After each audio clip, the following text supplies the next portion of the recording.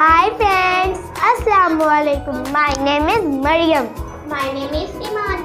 आज हम आपको अमरूद के फायदे बताएंगे। चलिए आइए वीडियो स्टार्ट करते हैं।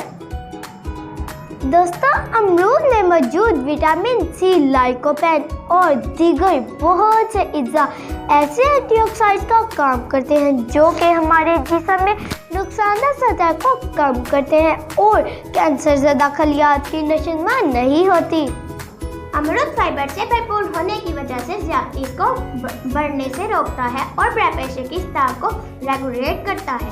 अमरूद खाने से नमक या सोडियम और पोटेशियम के तवाज़ुन में बेहतरी आती है, जिससे ब्लड प्रेशर कंट्रोल में आता है। देखा ईमान, इसके कितने फ़ायदे हैं। हाँ मरियम, वाकई इसके बहुत फ़वाइद हैं। चलो आओ अब हम व्यूअर्स को मज़ीद फ़वाइद बताते हैं। दोस्तों, मेरे वो दोस्त जो मोटा होने की वजह से परेशान है, आज से उनकी परेशानी ख़त्म। अगर आप अपने जिस्मानी वज़न में कमी लाना चाहते हैं तो आज से ही अमरूद खाना शुरू कर दें।